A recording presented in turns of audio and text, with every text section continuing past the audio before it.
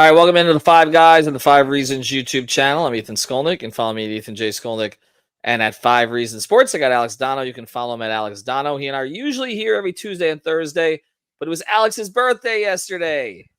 And for some reason, we were not first on his list for how to spend his birthday. Anyway, happy birthday, Alex. That's a big milestone. Before we get to the sponsors of the topic today, it's a big milestone birthday for you, huh? Look at that. Yeah, I hit 40, and it's like, and it's not because like I'm depressed about being old or anything, but since I've done this 40 times, like I don't celebrate the way that I used to. I just kind of wanted people to leave me alone, and I just I'm getting a little crankier with age, and I just thought I just wanted to see if Ethan could do Friday instead, just to give me an excuse to be lazy, a little lazy on my birthday. But here I am on Friday. Yeah, no, it's good. I mean, wait till you get to 51, and then you don't really want anybody mentioning it anymore. So there we go. By the way, also at that point, yeah. Well, yeah, we'll meet in the middle somewhere. Also, the other thing is, I think this is the first time that my facial hair is almost at your facial hair's level. So this is interesting here. I've been dared to grow mine out. It's going to take me about 4 months, just to get a 2 o'clock shadow. But anyway. We're sponsored here by our friends over at Prize Picks. You can use the code 5FIVE, put down $5. They'll give you $50 to play right away. Of course, it's the official daily fantasy sponsor of the Five Reasons Sports Network. They've got all kinds of sports on there, but we're talking mostly about NFL. Of course, you can get in there for college football this weekend, as well as the Canes go to South Florida. So check it out. Again, Prize Picks. Download the app from the Google Play Store, the Apple App Store, or prizepicks.com. But make sure you're using the code 5. That way you get the match, and this is legal in the state of Florida again. So we tell you guys that all the time. All right, Alex, I'll just ask this question now.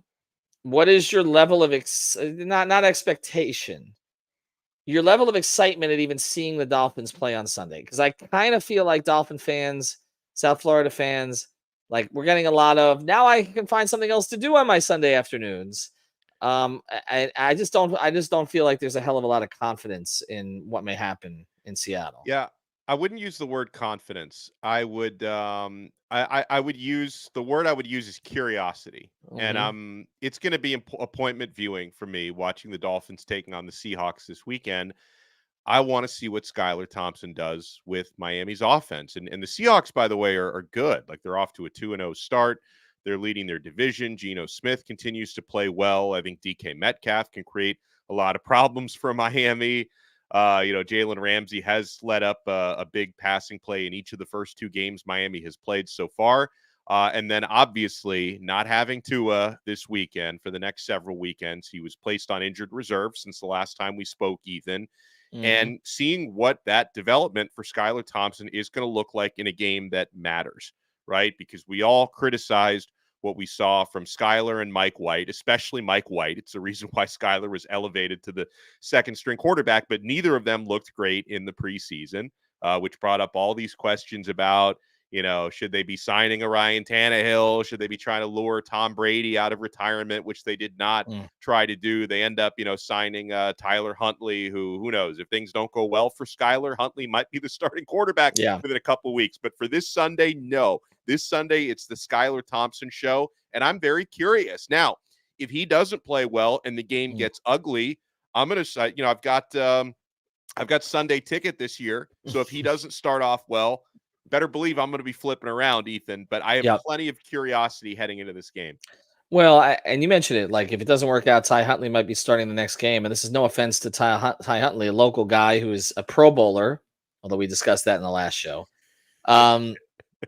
But if they're turning to Tyler Huntley, this team has made a terrible mistake. And I talked about this in the preseason, but if the backup quarterback that you've selected to be the guy, to protect yourself against Tua, if he can't handle this assignment and at least steer you to 2-2, maybe before Tua comes back. When you look at the teams they're playing, they're not playing. Hello, talk about. Good to see you again.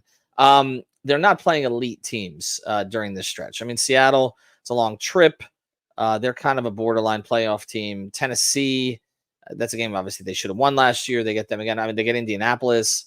We're not talking juggernauts and what they get New England, right? Like this is a group of teams that honestly, if Tua was healthy, we might have been talking about them going 3-1 confidently. They have to get out of this at 2-2, and if he can't help them get this out of this at 2-2, This is a serious problem. Like the fact that they did not protect themselves at this position in any way. And I know you're not going to have, again, Aaron Rodgers sitting behind Brett Favre in every scenario, but Skylar Thompson should be able to handle this at this point in year 3.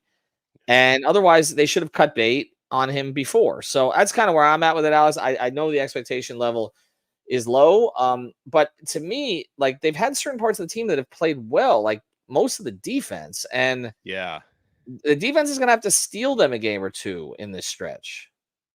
Yeah, and listen, and if the defense plays well on Sunday, there's really no reason why a Skylar Thompson-led offense should not be able to keep the Dolphins in this game and give them a chance to win it. Now, I say there's no reason why he shouldn't. I'm not necessarily giving him faith that he will make that the case, but you still have weapons at receiver. I know, Tyreek Hill was incredibly quiet against Buffalo. I mean, everybody in the passing game was quiet against Buffalo, but you still have that talent and speed at receiver. Raheem Mostert not going to play, but Devon Achane will, and he's been playing really well. Teron Armstead's going to play this weekend. So, you're hoping for the best possible protection. And Skylar can potentially even do some things that Tua can't in terms of getting outside the pocket and using his mobility. Now, obviously, he's nowhere near the quarterback Tua is, but I mean, I would hope, because again, like Seattle, they look better so far than I thought they would before the season started. But this is still, like you said, the type of team that if the Dolphins had Tua, Dolphins would probably maybe be slight favorites in this game. Instead, they're 4.5-point underdogs. And I think the quarterback situation has a lot to do with why the Miami Dolphins are dogs in this game. Sorry about you're that. muted. No doubt about that. And the other thing that's on the line here is Mike McDaniel to a large degree, because look, for those of us who've defended him and have praised him, we're going to get questioned on, is it just that you like him, right? Like at a certain point, like results have to be delivered, and the time the results have to be delivered is when you don't have everybody.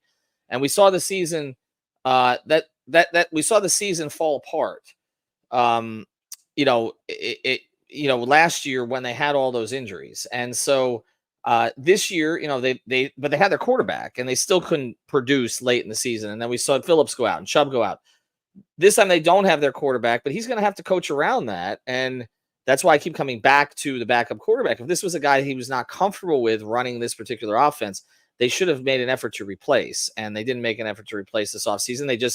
They had Mike White, and Mike White just never really looked the same with the Dolphins that he did with the Jets. Kind of caught lightning in a bottle. We got a little of that inflated perception thing that happens in New York. And, I'm not saying that you devote all your resources to backup quarterback, but and I know the offensive line really isn't responsible for this particular injury, but when you don't put the resources in the offensive line and you don't put the resources in the backup quarterback, you're essentially leaving your quarterback situation unprotected. And that's kind of what happened here.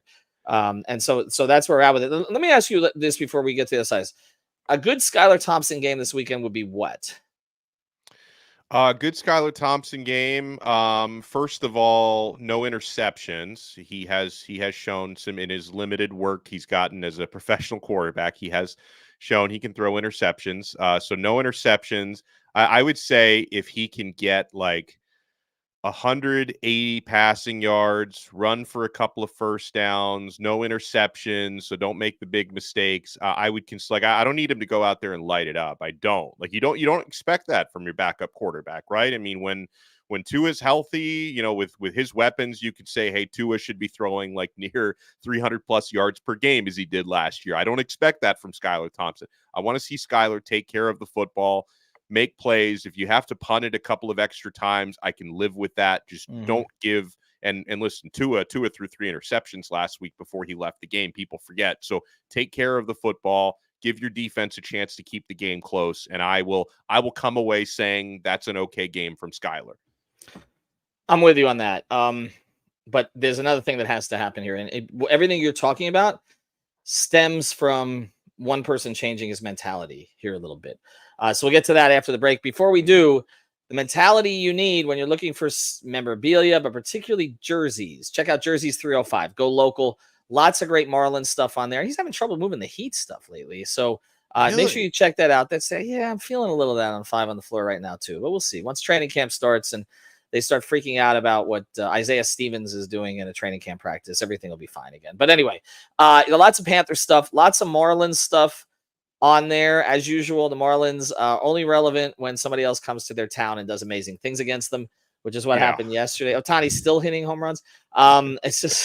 It's sort of like when David Sampson sold the ticket from who was it? Who threw? Oh, the pitcher who passed away. I'm trying to think. Threw the no-hitter against them. The one who died in the plane crash. I can't remember off the top of my head. I don't even want to say a name in case it's not the right name. I don't but he was an elite pitcher, and my brain is fried. And you're now 40, and I'm now 51, and so that's why we can't remember these things. But yes, there were. Remember, they sold the tickets like after the fact. There's such a Marlins in the previous regime.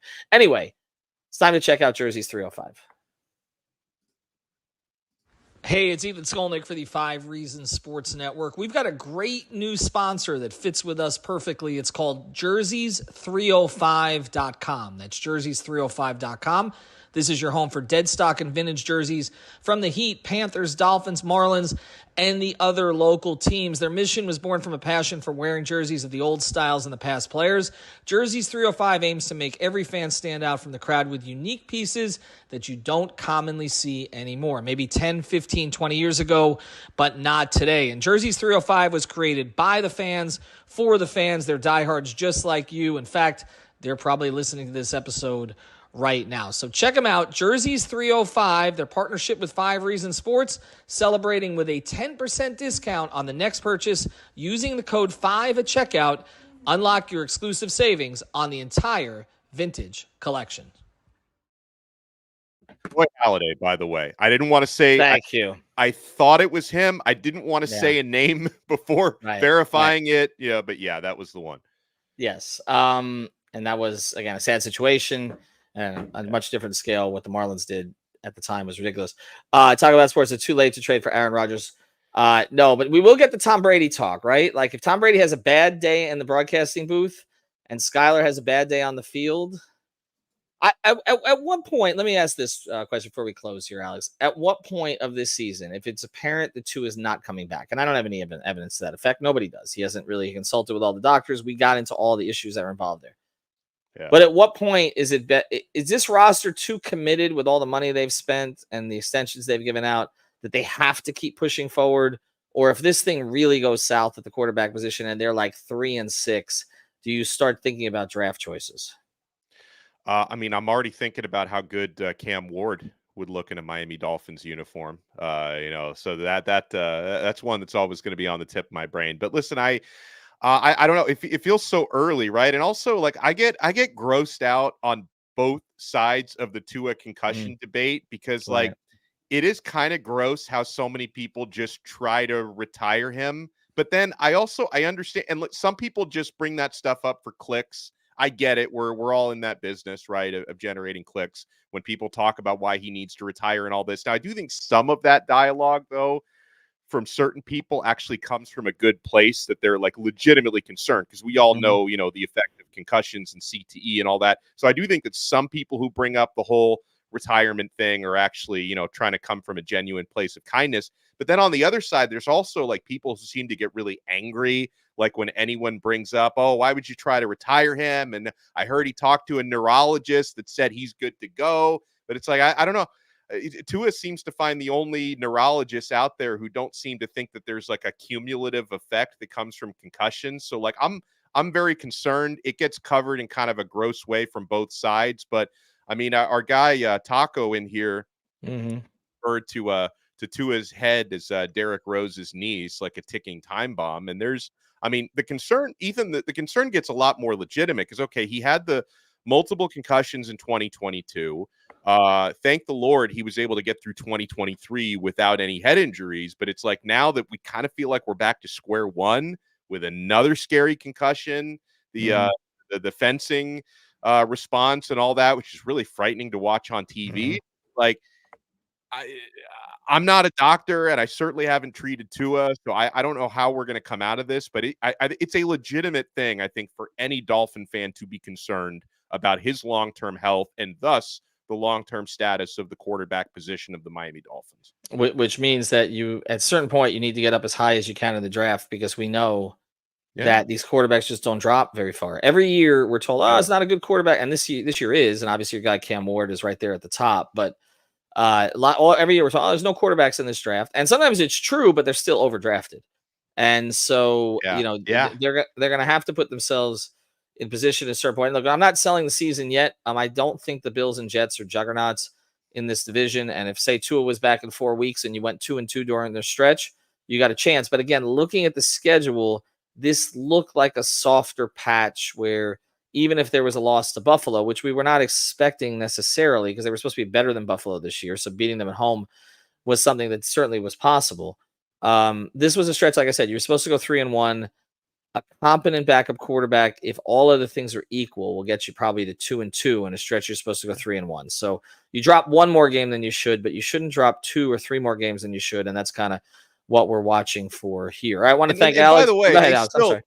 They shouldn't have lost that Bills game. And I know it wasn't even close, but it's like home field, short week, against the team. And again, I know the Bills are probably still better than we gave them credit for before the season, but short week at home against the team that you've basically been trying to build yourselves to beat because they've been the gold standard for the past, 5 years or so in the AFC East, and to come out like the Dolphins did, and by the way, they were way down in that game long before Tua got injured. So that was not going to be a W regardless. So they really should have won that game. And if Skylar Thompson can get them to 2-2 in the next 4, I will take that. You'd be what 500 on the season, and hopefully you get Tua back in about a month or so. Yeah, I would take 2-2 from Skylar. Yeah, you can do some things from 3-3. You start getting the 2-4, 1-5, 1-5 done. But like you start getting the 2-4, it gets real complicated. All right, thanks to Alex. Thanks to our sponsors, Jersey305.com.